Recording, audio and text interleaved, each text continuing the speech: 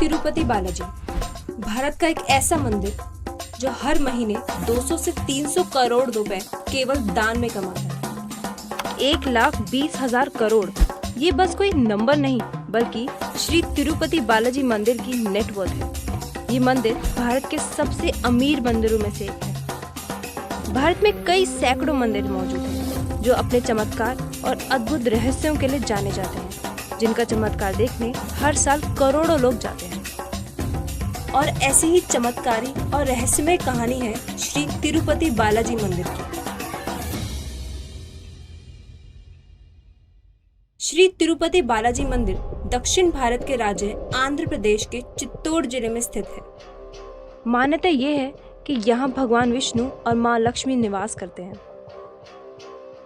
आज की इस वीडियो में हम आपको ऐसे रहस्य बताने वाले हैं जिसे आज तक साइंस भी नहीं समझ पाया।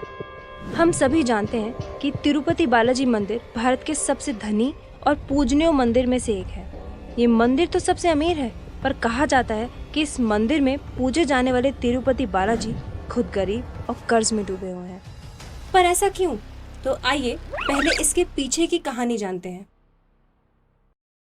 एक बार ब्रह्मा जी के पुत्र महान ऋषि भृगु त्रिदेवों में कौन सबसे श्रेष्ठ है इसकी परीक्षा लेने के लिए त्रिदेवों के पास एक एक करके गए। जब वे भगवान विष्णु के पास वैकुंठ धाम पहुंचे तब भगवान विष्णु देवी लक्ष्मी की गोद में सर रख के आराम कर रहे थे। ये देखकर भृगु ऋषि को उनके इस व्यवहार पर बहुत गुस्सा आया और उन्होंने विष्णु जी की छाती पर लात से प्रहार कर दिया, जिससे भगवान विष्णु उठकर खड़े हुए और बोले, कहीं आपके पैर पर चोट तो नहीं लगी? आपके चरणों के स्पर्श से मैं धन्य हो गया। विष्णु जी के इस विनम्र व्यवहार को देखकर ऋषि भृगु रोने लगे और उनसे क्षमा मांगी और इसके बाद उन्होंने विष्णु जी को त्रिदेवों में सर्वश्रेष्ठ घोषित कर दिया।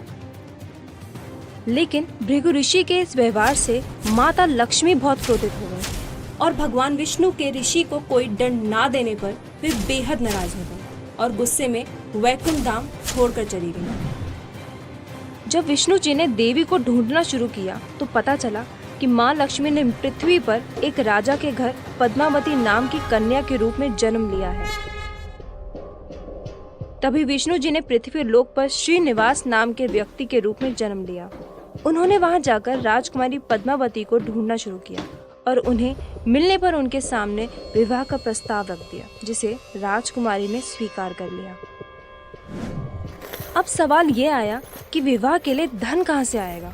इस समस्या का हल निकालने के लिए विष्णु जी ने कुबेर से काफी सारा धन कर्ज ले लिया और ये वचन दिया कि वे कलयुग के अंत तक सारा कर्ज चुका देंगे। भगवान के कर्ज में डूबे होने के मान्यता के कारण भक्त बड़ी मात्रा में श्री तिरुपति बालाजी में धन दौलत भेंट करते हैं, जिससे भगवान विष्णु कर्ज मुक्त हो सके। कहा जाता है विष्णु जी वेंकटेश्वर स्वामी के रूप में तिरुपति बालाजी में निवास करते हैं।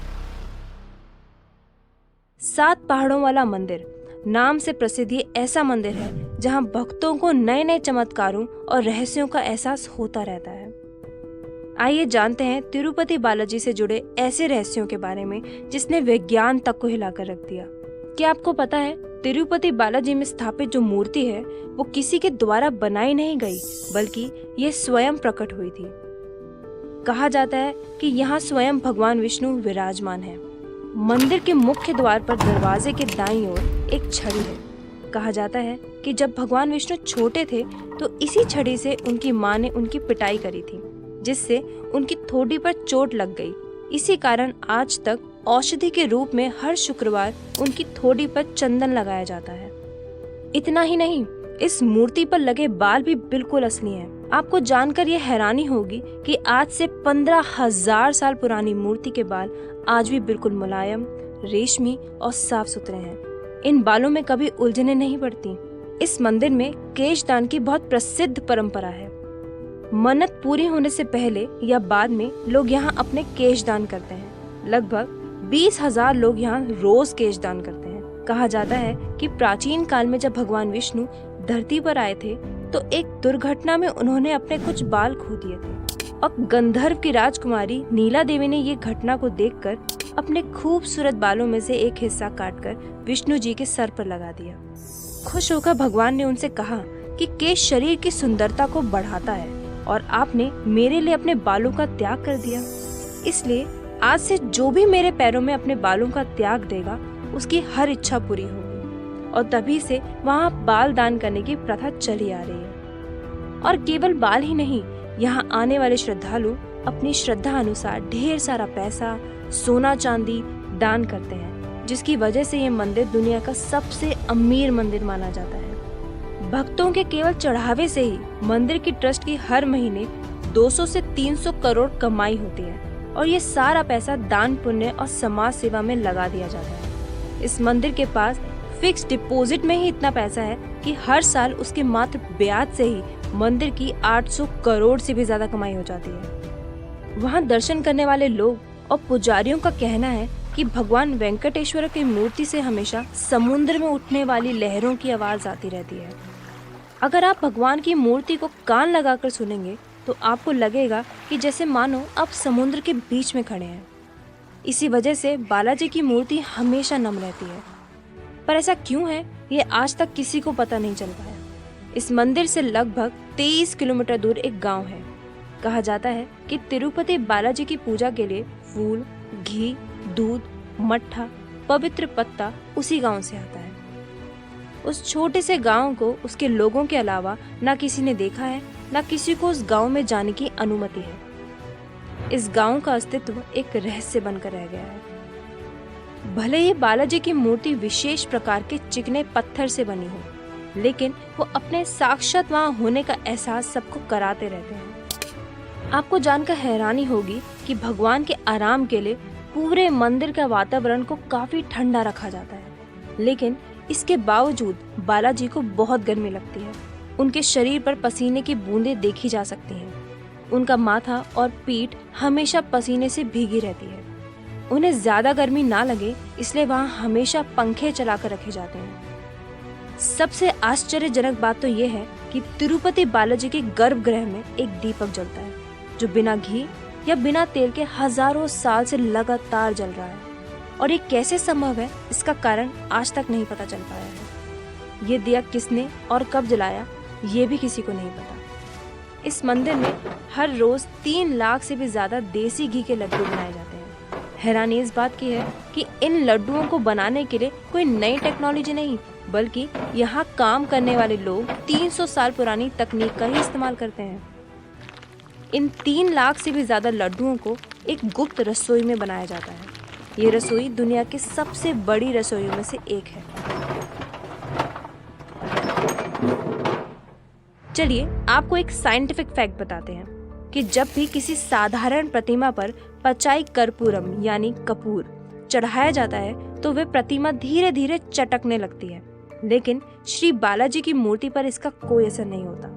ना उस पर कभी कोई निशान देखा गया है और ये किसी चमत्कार से कम नहीं है। भगवान तिरुपति की मूर्ति के पैरों से एक पानी की धारा बह रही है जिसे विराज नदी कहा जाता है, जो कहाँ से आती है किसी को नहीं पता। और कभी कभी ये भी देखा गया कि बालाजी की मूर्ति का तापमान उबलते हुए पानी से भी ज्यादा गर्म हो जाता है। माना जाता है कि उनकी आंखों से जो तेज निकलेगा वो सामान्य व्यक्ति सहन नहीं कर पाएगा, इसलिए हमेशा बालाजी की मूर्ति की आंखें ढक दी जाती हैं। जब आप भगवान बालाजी के गर्भगृह में जाकर देखेंगे तो आपको लगेगा कि मूर्ति गर्भगृह के सेंटर में है, और जब आप गर्भगृह के बाहर आकर देखेंगे तो ऐसा लगेगा कि मूर्ति दाईं ओर स्थित है। भगवान बालाजी के हृदय पर माँ लक्ष्मी निवास करती हैं। माँ यहाँ रहती हैं ये तब पता चलता है जब हर गुरुवार को बालाजी का सारा श्रृंगार उतारकर उन्हें स्नान कराया जाता है और चंदन का लेप लगाया जाता है। और जब चंदन का लेप हटाया जाता है तो हृदय पर लगे चंदन में माँ लक्ष्मी की छवि उभर आती है।